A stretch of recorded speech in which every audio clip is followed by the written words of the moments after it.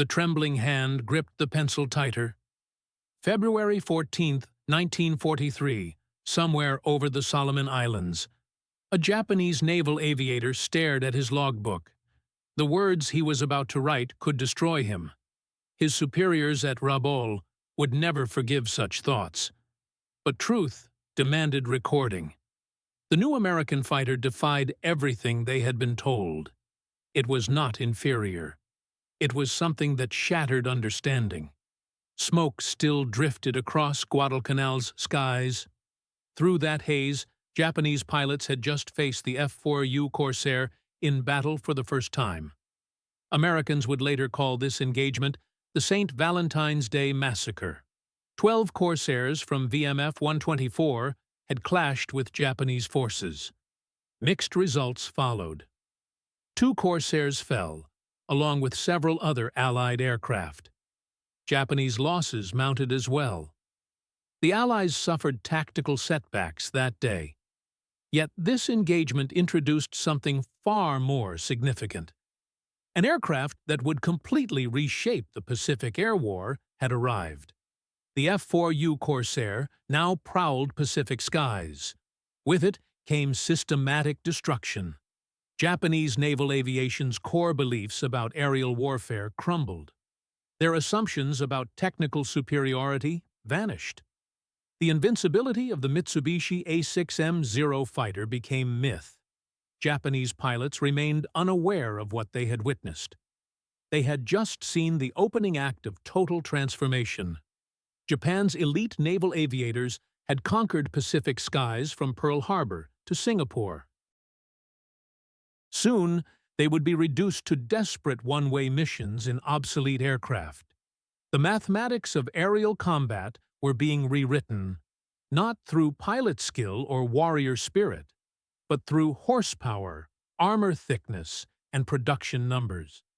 These would soon reveal the fatal miscalculation at the heart of Japan's war strategy. Understanding the psychological demolition the Corsair would inflict requires examining Japanese confidence in early 1943. For 2 full years, the Imperial Japanese Navy's Zero fighters had dominated Pacific skies with near impunity. The statistics intoxicated commanders.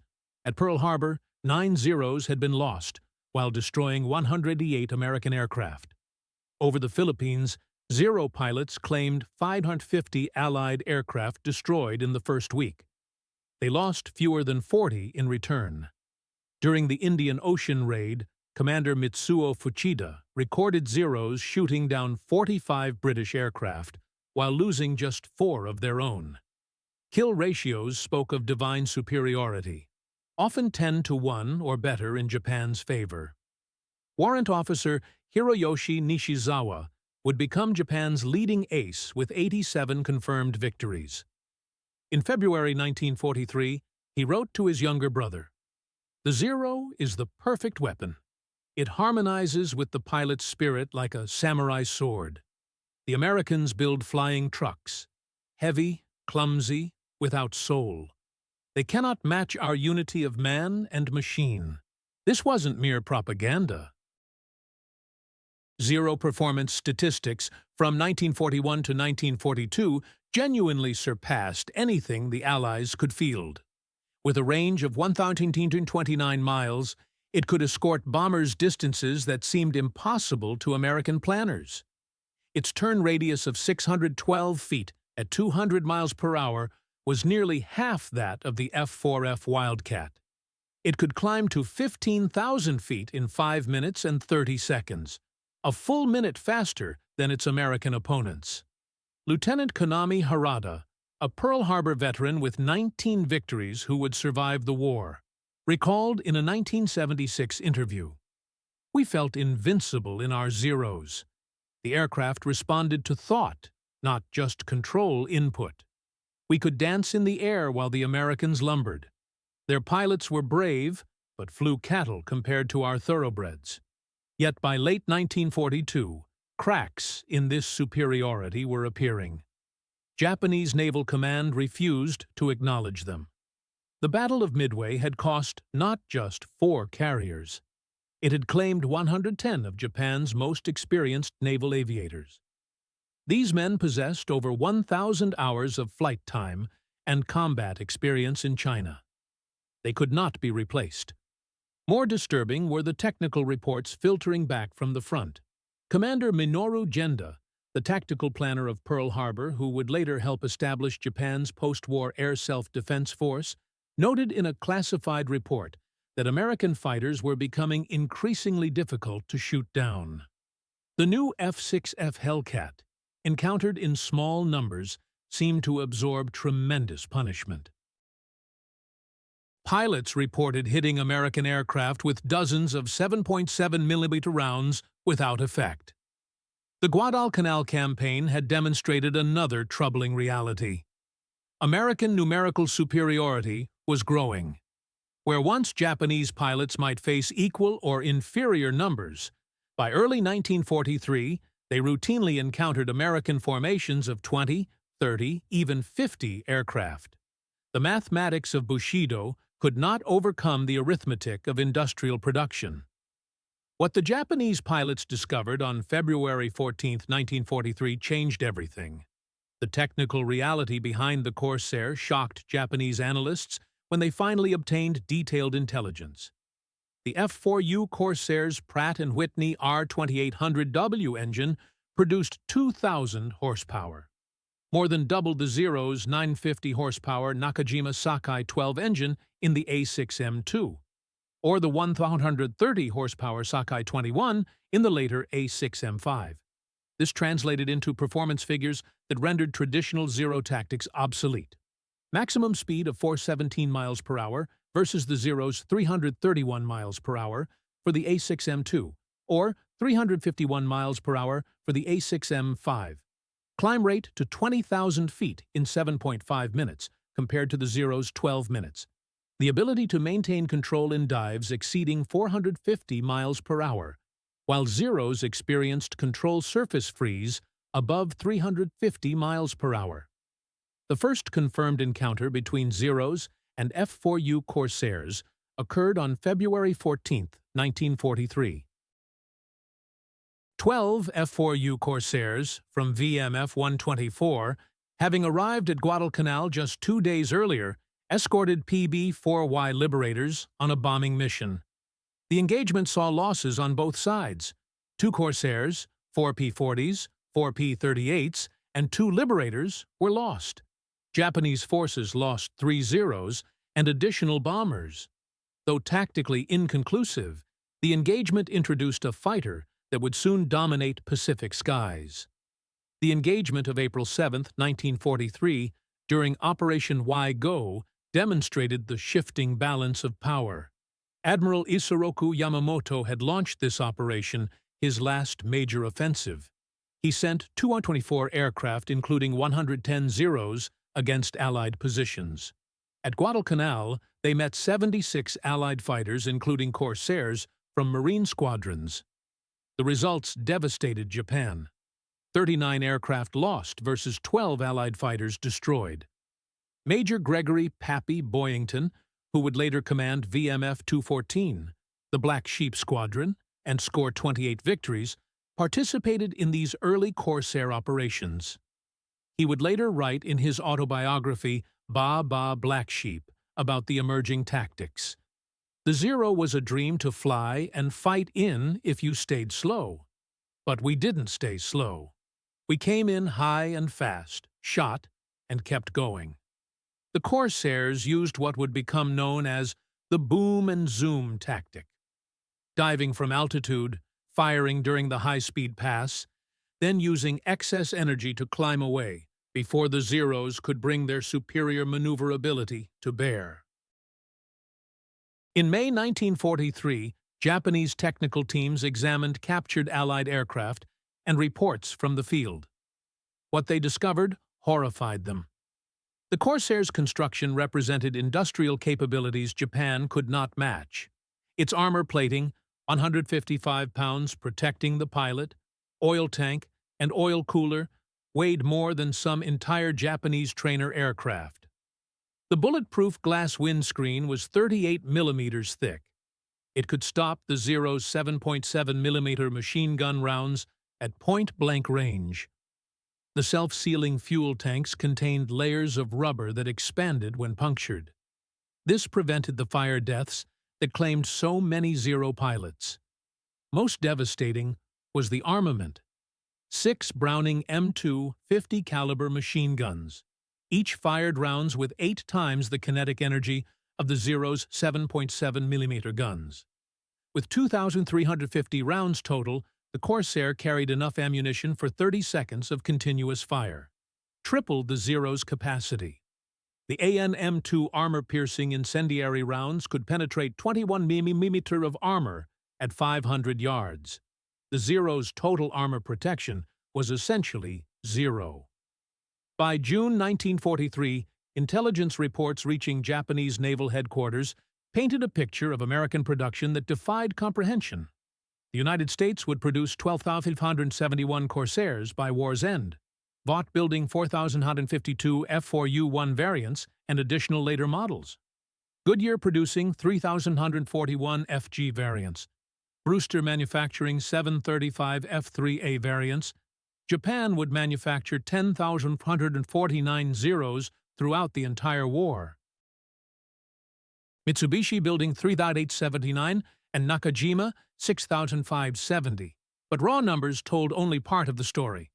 American production included continuous improvement. The F4U-1A introduced a raised cockpit for better visibility. The F4U-1C mounted 20mm cannons. The F4U-1D could carry 4,000 pounds of ordnance.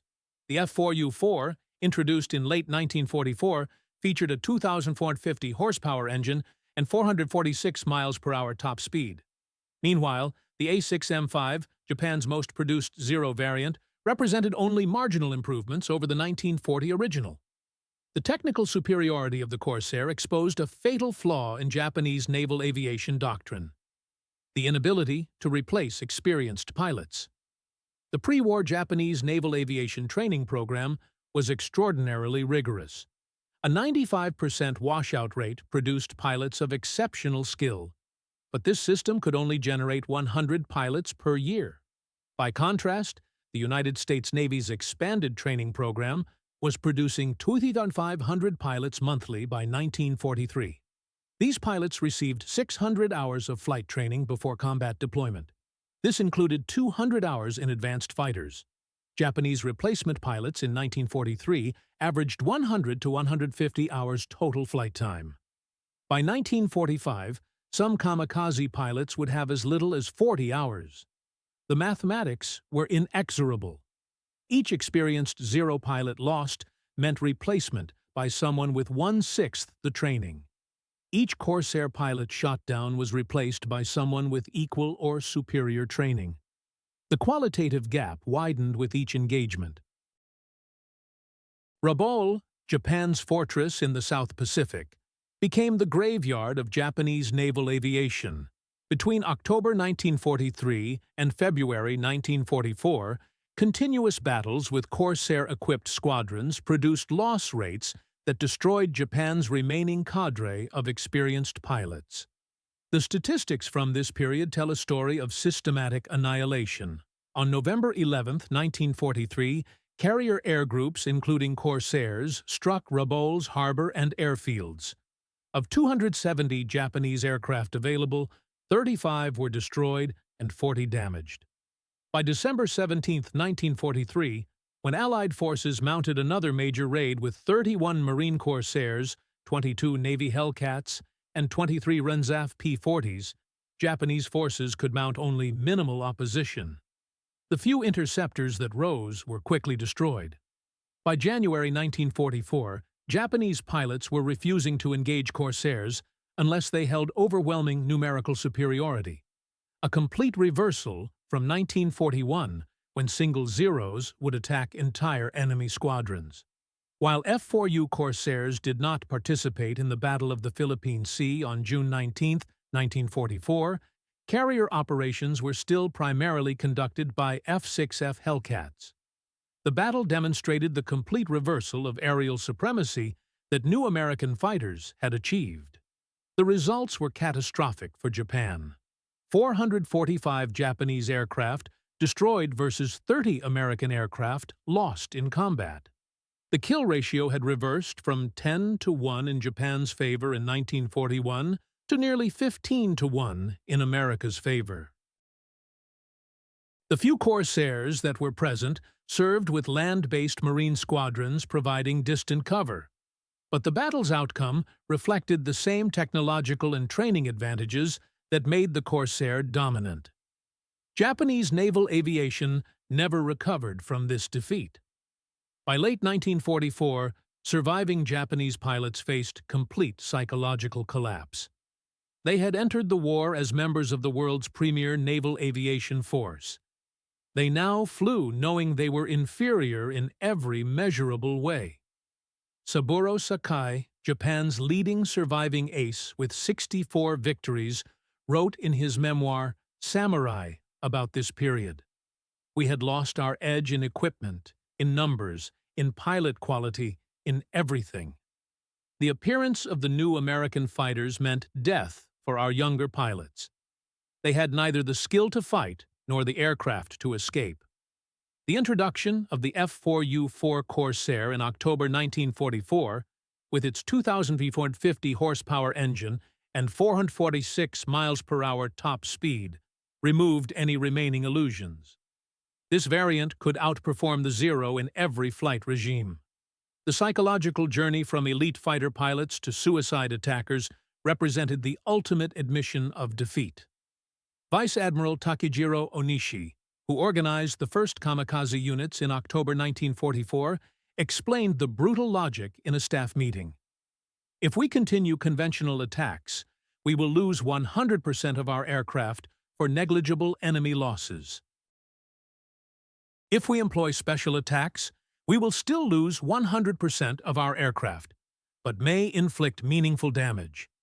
The first organized kamikaze attack on October 25, 1944, during the Battle of Leyte Gulf, saw Zero fighters carrying 250-kilogram bombs attack American escort carriers. Corsair pilots from Marine squadrons now found themselves intercepting suicide attacks, a complete reversal from traditional air combat. Lieutenant Yukio Seki, who led the first official kamikaze mission, wrote before his death, "Japan's future is bleak if it is forced to kill one of its best pilots. I am not going on this mission for the Emperor or for the Empire. I am going because I was ordered to." By 1945, captured documents and post-war analysis revealed the full scope of the technological gap. F4U Corsair, 1945 versus A6M Zero model, 1943. Maximum speed, 446 miles per hour versus 351 miles per hour. Service ceiling, 41,500 feet versus 36,250 feet. Rate of climb, 3,070 feet per minute versus 2,625 feet per minute. Power, 2,450 horsepower versus 1,130 horsepower. Empty weight, 9 to 205 pounds versus 4,136 pounds. Armament weight of fire, 6.7 pounds per second versus 2.3 pounds per second. Armor protection, 155 pounds versus 0 pounds. Fuel tank protection self-sealing versus none. The industrial statistics that emerged after the war revealed the impossibility of Japan's position. 1944 production comparison: United States, 96,752 total aircraft, 16,531 fighters. Japan, 28,180 total aircraft, 5,474 fighters. GDP comparison: 1944, United States, $1,199 billion, 1990 international dollars. Japan, $189 billion, 1990 international dollars. The United States possessed 8 times Japan's economic output. It was outproducing Japan in fighter aircraft by more than 3-1, while maintaining superior quality in each aircraft produced. The loss statistics tell only part of the story. By war's end, Japan had lost approximately 25,000 naval aviators. The United States lost 8,950 naval aviators in the Pacific.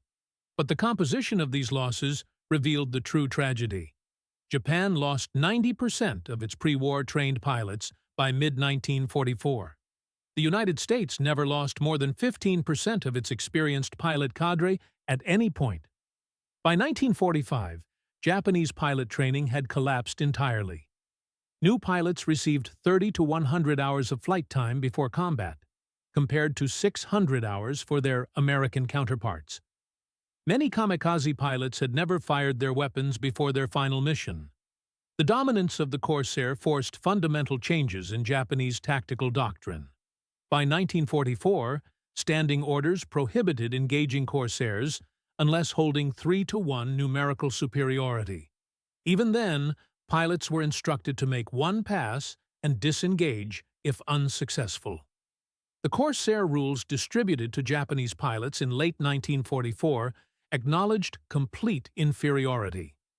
Never attempt to outclimb a Corsair. Never attempt to dive away from a Corsair. Never engage in head-on attacks. Their armament is superior. Never fly straight and level for more than 20 seconds. If bounced by Corsairs, conduct a split S and attempt to escape at minimum altitude. Attack only when holding overwhelming advantage and surprise. By early 1945, the situation had moved beyond crisis to complete collapse. Japanese pilots flew aircraft that hadn't been properly maintained in months. They burned 87-octane fuel instead of the required 91 or 100 octane for optimal performance. Ammunition loads were reduced to save weight. American Corsair squadrons, operating from fleet carriers after December 28, 1944, when they were finally approved for carrier operations, enjoyed overwhelming advantages in every aspect of operations. They had radar direction, rescue services, excellent maintenance, and regular rotation home after completing tours. The complete statistical record of Corsair versus Zero combat tells a story of total American dominance. Overall Corsair combat record, total aerial victories 2,040. Combat losses 189. Kill ratio 11.3 to 1. Corsair versus Zero, specifically confirmed Zero kills 1,562. Corsairs lost to Zeros 124. Kill ratio 12.6 to 1. Comparative pilot survival. American pilots shot down who survived 64%. Japanese pilots shot down who survived 8%. The Corsair represented American industrial philosophy. Solve problems through overwhelming material superiority. The Zero represented Japanese philosophy achieve maximum capability through minimum resources. When these philosophies met in combat, material abundance proved decisively superior. Jiro Horikoshi, the Zero's designer, reflected after the war. I created a fighter for a nation that lacked resources. The Americans created a fighter for a nation with unlimited resources. My design was an elegant solution to poverty. Theirs was a powerful expression of abundance. In war, abundance wins. During the American occupation, Japanese military personnel gained access to detailed information about American aircraft production. The numbers stunned them. Chance Vought alone had produced nearly as many Corsairs as Mitsubishi had produced Zeros. The cost per aircraft $50,000 to $75,000 for a Corsair versus approximately $25,000 for a Zero reflected not waste, but quality. Americans spent more because they could afford to protect their pilots. The Corsair's dominance taught Japanese aviation fundamental lessons that shaped post-war development. Technology trumps tradition. No amount of pilot skill could overcome inferior equipment. Quantity has its own quality. Mass production of good aircraft beats limited production of excellent aircraft. Survivability matters. Dead pilots cannot gain experience.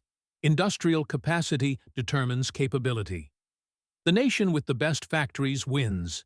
Innovation pace matters more than initial advantage. Static superiority becomes inevitable inferiority. These lessons became founding principles of post-war Japanese industry. They contributed to the economic miracle that followed. The story of Japanese pilots facing the F4U Corsair is ultimately about the collision between tradition and modernity. The Zero represented the pinnacle of weight-saving design. Every component minimized, every gram counted. The Corsair represented industrial abundance, power, protection, and firepower without compromise. When these philosophies met over the Pacific, the outcome was predetermined. No amount of pilot skill, warrior tradition, or spiritual dedication could overcome the mathematical reality. Twice the horsepower, 6 times the firepower. Armor protection versus none. The Japanese pilots who never expected F4U Corsairs to rout their Zero squadrons experienced one of the most complete psychological reversals in military history. They entered the war believing in their superiority, technological, spiritual, and tactical. They discovered instead that they were flying obsolete aircraft, following outdated tactics, and facing an enemy with unlimited industrial capacity. The F4U Corsair didn't just shoot down Zeros. It shot down an entire worldview. It proved that industrial capacity trumped warrior spirit. That technology defeated tradition. That protecting pilots was more important than saving weight. These lessons, learned at terrible cost over Pacific waters, would help transform Japan from a militaristic empire into one of the world's most successful peaceful democracies and industrial powers. The bent-wing fighter that Japanese pilots called Whistling Death became paradoxically an instrument of Japan's rebirth. By demonstrating the absolute superiority of industrial democracy over militaristic tradition, the Corsair helped set Japan on a path toward becoming one of America's strongest allies and most successful economic partners. The pilots who survived their encounters with the Corsair carried forward hard-won wisdom. In the modern world, the nation with the best technology and most efficient production wins, whether in war or in peace.